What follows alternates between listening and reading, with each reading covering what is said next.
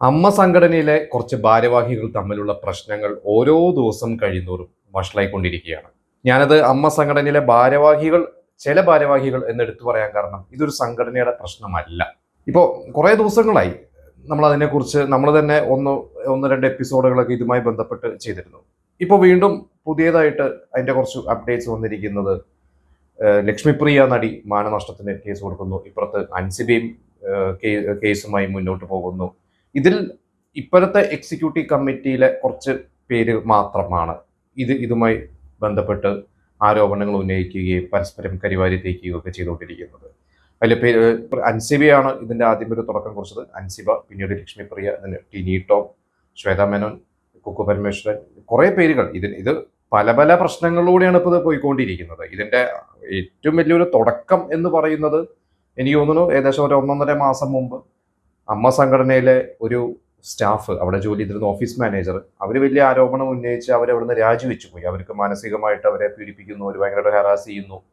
അവരെ ഒരു ഓഫീസ് മാനേജറാണ്, പക്ഷെ വളരെ അവരെ കൊണ്ട് എല്ലാ പണിയും ചെയ്യിപ്പിക്കുന്നു എന്നൊക്കെ പറഞ്ഞ് അവർ കൂടുതൽ ആരോപണം ഉന്നയിച്ചിരുന്നത് ട്രഷറർ ഉണ്ണി ശിവപാലിന്റെ പേരിലാണ്. പിന്നെ അദ്ദേഹം എനിക്ക് തോന്നുന്നു ലണ്ടനിലും നാട്ടിലുമായിട്ടാണ് കൂടുതലും ലണ്ടനിലാണ്. അതുകൊണ്ടാണ് അദ്ദേഹം പിന്നീട് മാധ്യമങ്ങളുടെ മുന്നിലൊന്നും വന്നിട്ടുണ്ടായിരുന്നില്ല. അദ്ദേഹത്തെ ഒരു പോസ്റ്റ് ഒക്കെ ഇട്ടിട്ടുണ്ടായിരുന്നു. അന്ന് കുക്കു പരമേശ്വരനും ഒക്കെ എതിരെയൊക്കെ ആയിരുന്നു ഇവർ അന്ന് മാനേജർ സംസാരിച്ചിരുന്നത്. പിന്നെ മാനേജർ രാജിവെച്ച് പോകുന്നു എന്നുള്ളതൊക്കെയായിരുന്നു. അത് കഴിഞ്ഞിട്ടാണ് പിന്നീട് അൻസിബയുടെ ഒരു പ്രശ്നം വരുന്നത്. അത് കുറച്ച് ദിവസങ്ങൾക്ക് മുമ്പ് അൻസിബ ഒരു ഏകദേശം ഒരു 1.5 മാസം മുമ്പ് രാജിവെച്ചിട്ടുണ്ടായിരുന്നു. അൻസിബ ജോയിന്റ് സെക്രട്ടറി സ്ഥാനം രാജിവെച്ചു. അതിനുശേഷമാണ് അൻസിബ ഈ അടുത്ത് ആരോപണം ഉന്നയിച്ചത്. അപ്പോൾ അതിന്റെ ഒരു മൊത്തം വിശദാംശങ്ങളൊക്കെ പോവുകയാണെങ്കിൽ നമുക്കൊരു 1-2 എപ്പിസോഡൊന്നും തികയില്ല.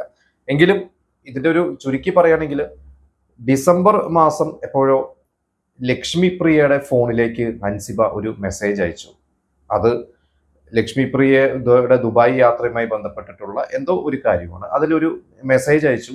ആ മെസ്സേജുമായി ബന്ധപ്പെട്ട് ലക്ഷ്മിപ്രിയയും അൻസിബയും തമ്മിൽ കുറച്ച് തർക്കങ്ങളോ അവർ രണ്ടുപേരും മാത്രം അടങ്ങുന്ന പ്രശ്നം മാത്രം ആയിരുന്നു അത്. ലക്ഷ്മിപ്രിയയുടെ കുടുംബത്തെ വരെ അത് ബാധിക്കുന്നു എന്ന രീതിയിൽ എന്തോ കാര്യങ്ങളായിരുന്നു അത്. ലക്ഷ്മിപ്രിയയുടെ ഭർത്താവ് ആ മെസ്സേജ് കാണുകയോ അങ്ങനെ എന്തൊക്കെയോ ആയിരുന്നു. എന്തായാലും ഇത് ഒരു സംസാരിച്ച് തീർക്കുന്ന ഒരു പ്രശ്നമായിരുന്നു. പക്ഷെ എവിടെയോ എന്തോ അത് സംസാരിച്ച് തീർന്നില്ല. ലക്ഷ്മിപ്രിയ അതൊരു പരാതിയായിട്ട് പോലീസ് സ്റ്റേഷനിൽ പരാതി കൊടുത്തു. ജനുവരിയിൽ പരാതി കൊടുത്തു. അൻസിബേനെ വനിതാ പോലീസ് ഓഫീസർ SI വിളിപ്പിച്ചു. എന്നിട്ട് ലക്ഷ്മിപ്രിയയും ഇവരെല്ലാവരും കൂടി അൻസിബയ്ക്ക് കൂടി സംസാരിച്ച, പക്ഷെ അവിടെ വെച്ച് അത് ഒത്തുതീർപ്പാക്കി എന്നുള്ളതാണ് പിന്നീട് ലക്ഷ്മിപ്രിയ പറഞ്ഞത്. ഇത് കഴിഞ്ഞ് കുറച്ച് ദിവസങ്ങൾക്ക് ശേഷം എന്താണ് ലക്ഷ്മിപ്രിയ ജോയിന്റ് സെക്രട്ടറി സ്ഥാനം രാജിവെക്കുന്നത്. അത് രാജിവെച്ച ശേഷം അവരിപ്പോൾ ഉന്നയിച്ച ആരോപണം എന്ന് പറയുന്നതിൽ അതിലൊന്ന് ഈ കുടുംബസംഗമവുമായി ബന്ധപ്പെട്ട് അമ്മ സംഘടനയിൽ ഒരു 75 ലക്ഷം രൂപ സ്പോൺസർഷിപ്പിനെ പുറത്തുനിന്ന് കൊണ്ടുവരാനുള്ള നിയമം ഇവർക്ക് ഉണ്ട് എന്നുള്ളതാണ് ഇവരുടെ ബൈലോ അനുസരിച്ച് പറയുന്നു എന്നുള്ളതാണ് ഈ അമ്മ സംഘടന പിന്നീട് പുറത്തു പറഞ്ഞിരിക്കുന്നത്. പക്ഷെ അത് വെണ്ണല ശിവക്ഷേത്രം അവർ സ്പോൺസർ ചെയ്യാന്ന് പറഞ്ഞപ്പോൾ അൻസിബ അന്ന് അതിനെ എതിർത്തു. എന്നിട്ട് പറഞ്ഞു അതൊരു മത സംഘടന വരണ്ട, അല്ലെങ്കിൽ ഒരു മതം ഇതിൽ വരണ്ട എന്നുള്ള അൻസിബ എതിർത്തു. പക്ഷെ ഭൂരിപക്ഷം പേരും അത് അക്സെപ്റ്റ് ചെയ്തത് കാരണം അത് അവര് തന്നെയായിരുന്നു അതിന്റെ സ്പോൺസറും കാര്യങ്ങളൊക്കെ. നോട്ടീസിലൊക്കെ അവരുടെ പേരുണ്ടായിരുന്നു. പിന്നീട് ഇത് രണ്ടും കൂടി കൂട്ടിക്കലർത്തിയിട്ടാണ് അൻസിബ കുറെ ആരോപണങ്ങളൊക്കെ ഉന്നയിച്ചത്. പ്രത്യേകിച്ച് ലക്ഷ്മിപ്രിയ ഒരു NDA സ്ഥാനാർത്ഥിയായി നമ്മൾ കണ്ടിട്ടുള്ളത്.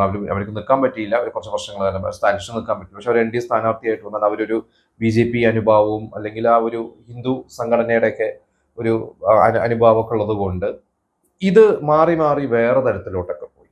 ഇതിനിടയ്ക്ക് അൻസിബ ടിനി ടോമിനെ കുറിച്ച് പറഞ്ഞത്, ടിനി ടോം അൻസിബയെ കുറിച്ച് വളരെ മോശമായിട്ട് പറഞ്ഞു. അതായത് അൻസിബ ജിഹാദിയാണ്, അവിടുത്തെ ഒരു പ്രൊഡക്ഷൻ കൺട്രോളറെയും അദ്ദേഹത്തിന്റെ മകനെയും അവിടുത്തെ ഡ്രൈവർ ടിനി ടോമിന്റെ ഡ്രൈവറെ ഇവരെല്ലാവരെയും മതം മാറ്റിക്കാനായി അൻസിബ ശ്രമിക്കുന്നു. ഇങ്ങനെ കുറെ ആരോപണങ്ങൾ അൻസിബ ടിനി ടോമിനെതിരെ ഉന്നയിച്ചു. ടിനി ടോമിനെതിരെ മറുപടി ഒന്നും പറഞ്ഞിരുന്നില്ല. ഈ അടുത്ത് കുറച്ച് ദിവസം മുമ്പ് ഏതോ ഒരു സ്വകാര്യ ചടങ്ങിൽ കണ്ടു കഴിഞ്ഞപ്പോൾ ടിനി ടോം മാധ്യമങ്ങൾ ചോദിച്ചപ്പോൾ ടിനി ടോം പറഞ്ഞത് എല്ലാം ദൈവം കാണുന്നുണ്ട് എന്ന രീതിയിൽ മാത്രമാണ് അദ്ദേഹം പറഞ്ഞത്.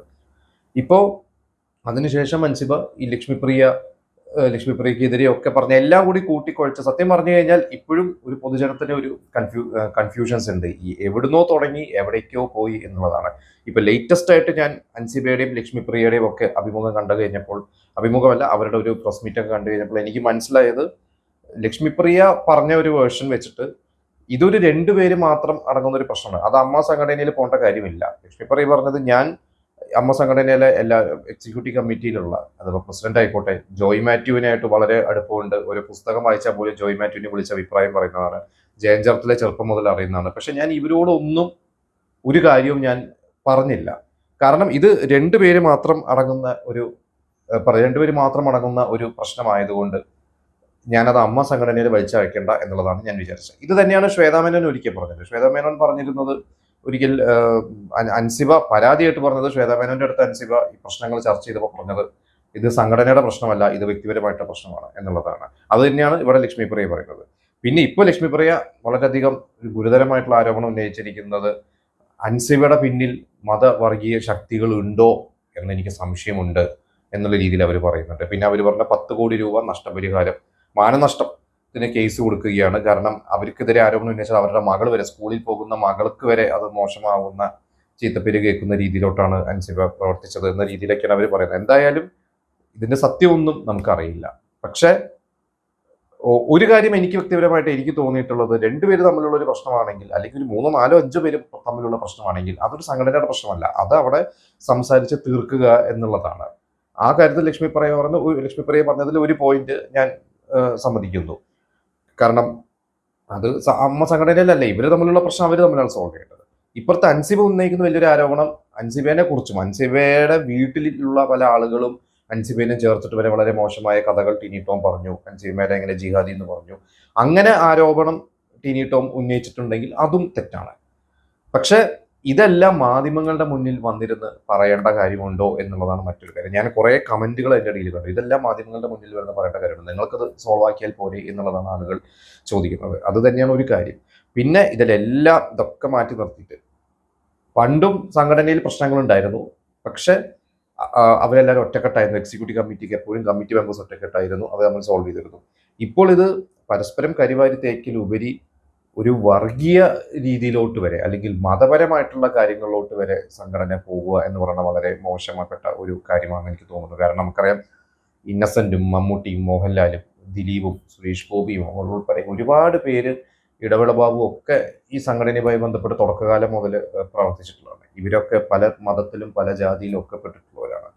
പക്ഷെ അവിടെ അവർക്ക് ഒരു കാര്യം മാത്രമല്ല, ഒരു കല എന്ന് പറയുന്ന ഒരു ഇതിന് വേണ്ടി, സിനിമയ്ക്ക് വേണ്ടി അല്ലെങ്കിൽ കലയ്ക്ക് വേണ്ടി, കലാകാരന്മാർക്ക് വേണ്ടി പ്രവർത്തിക്കുന്ന ഒരു സംഘടനയാണ്. എത്രയോ കാലം ഇന്നസെന്റും ഇടവേള ബാബു എല്ലാം നല്ല രീതിയിൽ തന്നെയാണ് അത് കൊണ്ടുപോയിരിക്കുന്നത്. അപ്പോഴൊന്നും പ്രശ്നങ്ങളുണ്ടല്ലോ. പ്രശ്നങ്ങളുണ്ട്, പല പല ആരോപണങ്ങൾ, തിലകന്റെയും പൃഥ്വിരാജിന്റെ വിലക്കിന്റെയും പണ്ട് സുകുമാരന്റെ വിലക്കിന്റെ കാര്യമാണെങ്കിലും ഈ നടി ആക്രമിച്ച കേസുമായി ബന്ധപ്പെട്ടിട്ട് അതിലൊക്കെ ഉണ്ട്. പക്ഷെ അവിടെയൊന്നും ഒരു ജാതിയോ മതമോ ഒന്നും കടന്നു കയറിയുന്നില്ല. എനിക്ക് തോന്നുന്നു പൊളിറ്റിക്സ് പോലും ഒരു പരിധിക്ക് അപ്പുറത്തോട്ട്, നമുക്കറിയാം സംഘടനയുടെ അകത്ത് പല പൊളിറ്റിക്കൽ പാർട്ടിയിൽ പ്രവർത്തിക്കുന്നുണ്ട്. ഇപ്പോൾ മമ്മൂട്ടിയൊക്കെയാണെങ്കിൽ നമുക്കറിയാം ഒരു ഇടതുപക്ഷ അനുഭാവിയാണ്, എല്ലാവരുമായി ബന്ധമുണ്ടെങ്കിൽ കൂടി. രമേശ് പിഷാരടി കോൺഗ്രസ് ആണ്, സലീംകുമാർ കോൺഗ്രസ് ആണ്, സുരേഷ് ഗോപിയുടെ രാഷ്ട്രീയം നമുക്കറിയാം. പക്ഷെ ഇവരൊക്കെ സംഘടനയുടെ ഉള്ളിൽ വന്നു കഴിഞ്ഞാൽ ഒരു രാഷ്ട്രീയമോ ഒരു കാര്യങ്ങളോ അതിൻ്റെ അകത്തില്ലായിരുന്നു. എലക്ഷൻ പോലും വരുമ്പോൾ അതൊരു ഹെൽത്തി എന്നുള്ള രീതിയിൽ മാത്രമേ അവർ ആ എലക്ഷനെ കണ്ടിട്ടുള്ളൂ. ഇപ്പോൾ ദേവനും ശ്വേതാ മേനോനുമായിരുന്നു പ്രസിഡന്റ് സ്ഥാനത്തേക്ക് മുമ്പ് നിന്നിരുന്നത് ഈ എക്സിക്യൂട്ടീവ് കമ്മിറ്റി ഇലക്ഷനിൽ. അന്ന് ദേവനാണ് തോറ്റത്, ശ്വേതാ മേനോൻ ജയിച്ചു. പക്ഷെ ദേവൻ വളരെ പോസിറ്റീവായിട്ടാണ് പറഞ്ഞത്, ഞാൻ ഇതിന്റെ ഒപ്പം തന്നെ ഉണ്ടാവും എന്നുള്ള രീതിയിൽ തന്നെയാണ് ദേവൻ പറഞ്ഞിരിക്കുന്നത്. കുക്കു പരമേശ്വരനെതിരെ നിന്നത് രവീന്ദ്രനാണ്. അദ്ദേഹം തോറ്റ ശേഷമൊന്നും അദ്ദേഹം വന്നിട്ടുണ്ട്, പരിപാടികൾക്ക് വരാറുണ്ട്, മീറ്റിംഗ്സിന് വരാറുണ്ട്. അപ്പൊ ഞാൻ പറഞ്ഞ എനിക്കൊന്ന് വേറെ ആരോ ലാലാണോ മണിമ്പുള്ള രാജുവാണോ ഇതുപോലെ ഒരിക്കലും ഇലക്ഷൻ എക്സിക്യൂട്ടീവ് കമ്മിറ്റി നിന്നപ്പോൾ പറഞ്ഞു ഇലക്ഷൻ വരട്ടെ, അല്ല അതൊരു ഉഷാറായിരിക്കുമല്ലോ എന്നുള്ള രീതിയിലാണ് പറഞ്ഞത്. ഓക്കെ, അതിന്റെ അകത്ത് ചിലപ്പോൾ ഇവർക്ക് ഇന്റേണൽ പൊളിറ്റിക്സും കാര്യങ്ങളൊക്കെ ഉണ്ടാവും, ഒരു ഗ്രൂപ്പൊക്കെ ഉണ്ടാവും. പക്ഷെ അതെല്ലാം സംഘടനയുടെ നല്ല കാര്യങ്ങൾക്ക് വേണ്ടിയുള്ള രീതിയിലാണ്. ഇപ്പോൾ വീട് വെച്ച് കൊടുക്കുന്നതായാലും, അതുപോലെ തന്നെ എത്രയോ പേർക്ക് പെൻഷൻ കൊടുക്കുന്നതായാലും, അങ്ങനെയുള്ള കാര്യങ്ങൾക്ക് വേണ്ടിയുള്ളത് മാത്രമാണ് ഈ സംഘടന എന്ന് പറയുന്നത്. മുമ്പ് സംഘടനയിൽ ഒരു പ്രശ്നം വന്നു കഴിഞ്ഞപ്പോൾ ഹേമ കമ്മിറ്റി റിപ്പോർട്ടിന്റെ ഭാഗമായിട്ട് മോഹൻലാൽ ഉൾപ്പെടെയുള്ള എല്ലാവരും രാജിവെച്ച് കഴിഞ്ഞപ്പോൾ അന്ന് ഇടവേള ബാബു സംഘടനയിലില്ല, കമ്മിറ്റിയിലില്ല.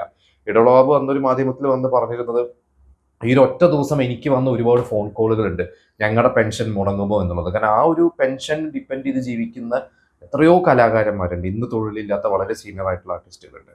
അപ്പോൾ ഇവരൊക്കെ മനസ്സിൽ കരുതി, അല്ലെങ്കിൽ സംഘടനയുടെ നല്ലതിനെ കരുതിയിട്ട് വ്യക്തിപരമായിട്ടുള്ള പ്രശ്നങ്ങളിൽ പോലീസ് കേസോ ആയിക്കോട്ടെ, ആ വഴിക്ക് പോട്ടെ.